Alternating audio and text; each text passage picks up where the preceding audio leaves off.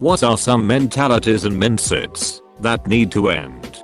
Here's what Redditors have to say. The concept that both fault and responsibility can only be 100% or 0%, and that if someone else has some fault it absolves another of all responsibility. Also, if I may, that we should accept full responsibility for our pitfalls. Sometimes it's not our fault and we were set up to fail. Bad managers use this tactic quite a lot. They make calculated closed room decisions, and the employee is invited to accept responsibility for those decisions. If they don't accept responsibility as they've gotten railroaded, they are narcissistic and can't take responsibility for their actions. Another good example are toxic friends that set people up. Narcissists. I will concede that people should own their actions and take responsibility for those. They should critically analyze and figure out their level or degree of responsibility in any given situation. Most times, it is within the spectrum you mention. Sometimes, it's 0% or 100%. But shaming people to take responsibility for everything is a way of avoiding responsibility for their actions. I'm being persecuted when I'm contradicted. My daughter would loudly protest "stop yelling at me" when I would calmly tell her things she didn't want to hear. She grew out of it, but some people never do. A friend of mine would do this when we were 15. I got so sick of it one day that I just went, "I'm not yelling. This is yelling." See the difference? The friends we were arguing in front of snickered a bit. I suspect they liked seeing her being called on because she did it to everyone who disagreed with her even a little bit. This is my life as a father to a 16-year-old daughter. I also did the "I'm not shouting, this is shouting." It did not end well, with my wife accusing me of having anger issues and my daughter running out crying. But it sounded like a good idea in my head.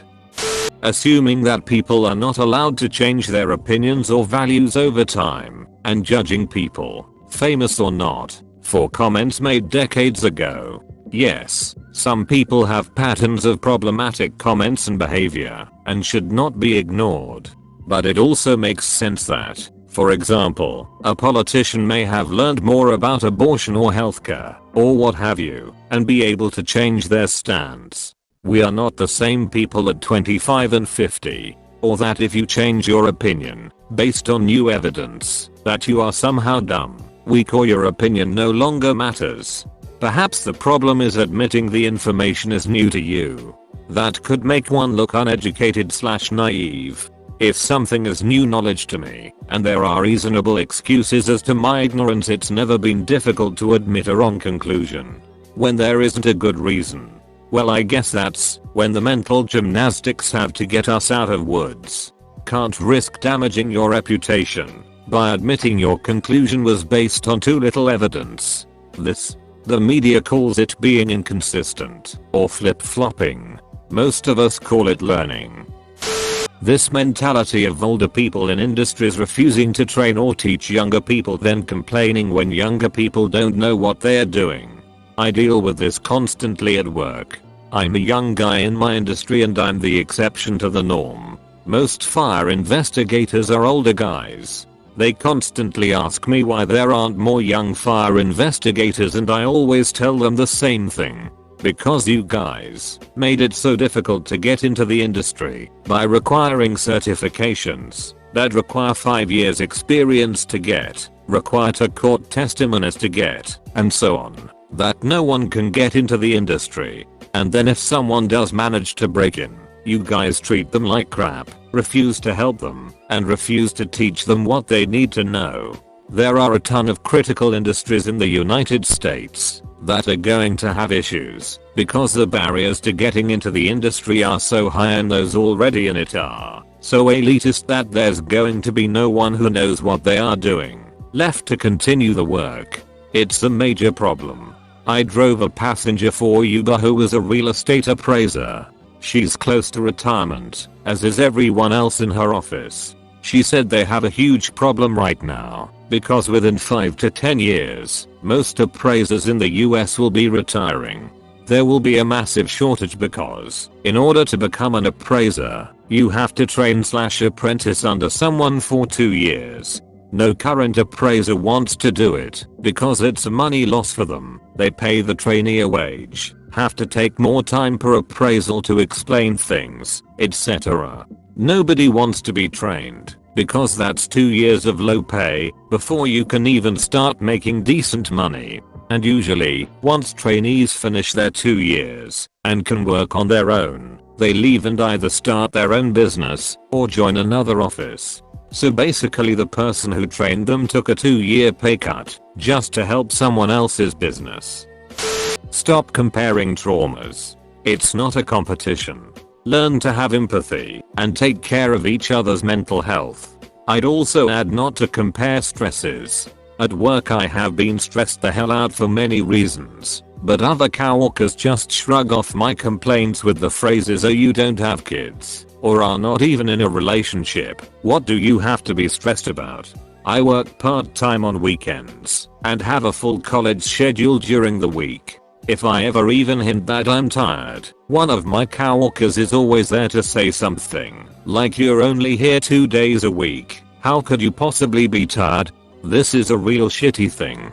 I have a military friend that I play games with when he's not on deployment. Every single time I try to log off to get a good night's sleep, he says, "When do you have to get up?" Oh, that's nothing, I got like 2 hours of sleep last night. Like I'm not allowed to be healthy because he lives a horribly unhealthy lifestyle.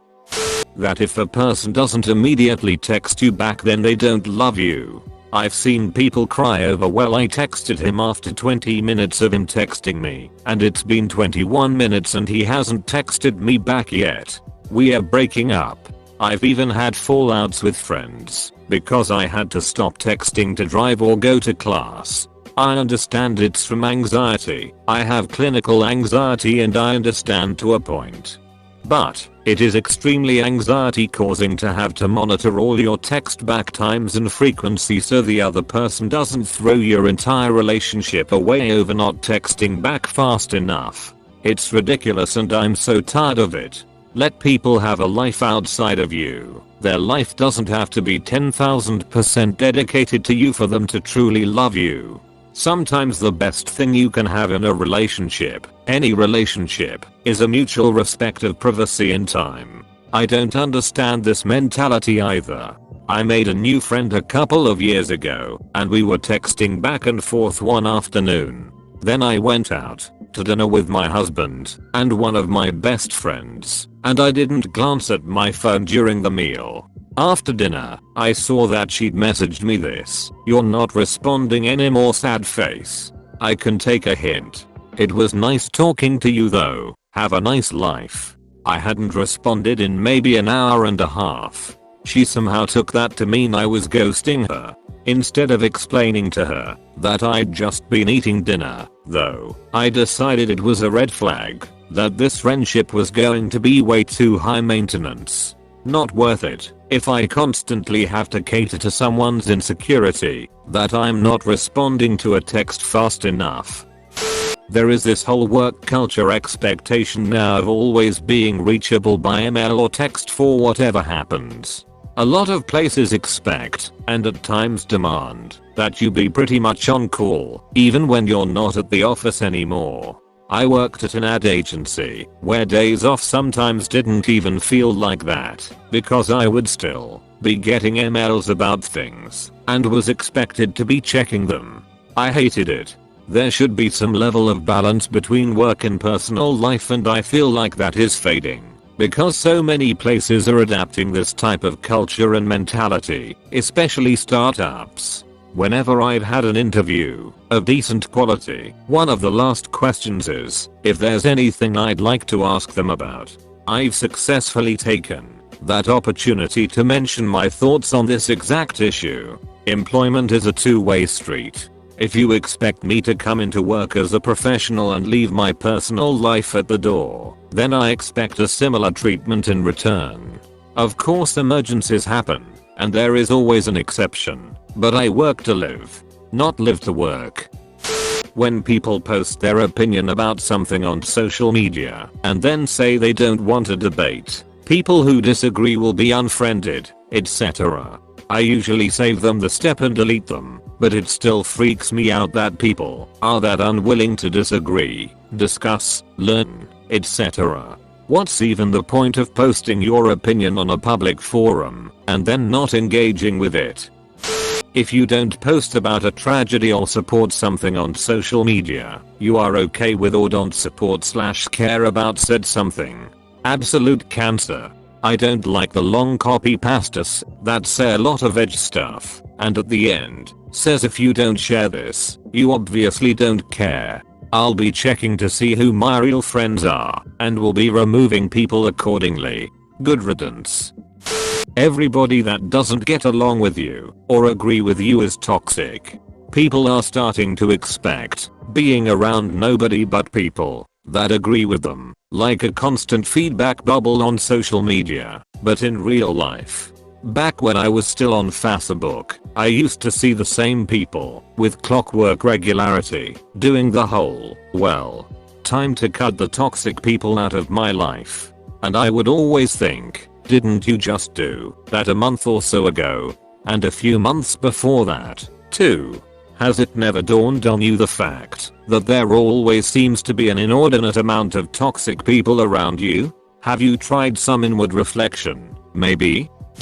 The view that you're good enough the way you are. I know that may sound strange, but no one's perfect, and we can all change ourselves in a positive ways. This mindset does have its correct uses, such as coming out of an abusive relationship, but more and more I'm seeing it used to justify staying a worse person than who you could be. A motivational speaker, I don't know who, said that you should never compare yourself to the best, but compare yourself to you from yesterday really changed my outlook on things.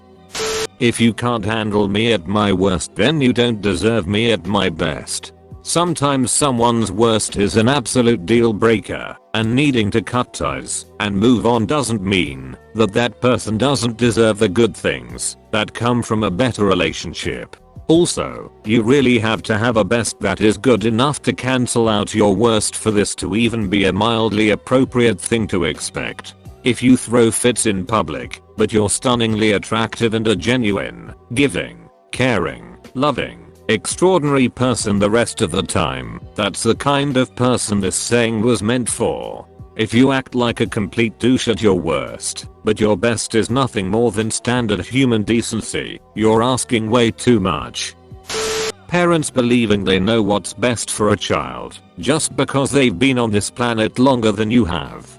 Ick now. Sometimes kids will experience something that those governing adults haven't, and the kid has something legitimate to say and should be listened to. Just because your body works a bit worse than mine, because you've used it for longer means jack fucking shit when I'm suicidal, and you won't listen to my issues because I've got my feelings wrong. The idea that age equates to knowledge or authority in general. Like congratulations on not dying, but it doesn't mean you've learned or experienced anything of value to the subject at hand in that time. Thanks for watching. Please make sure to like and subscribe for more videos. See you all later.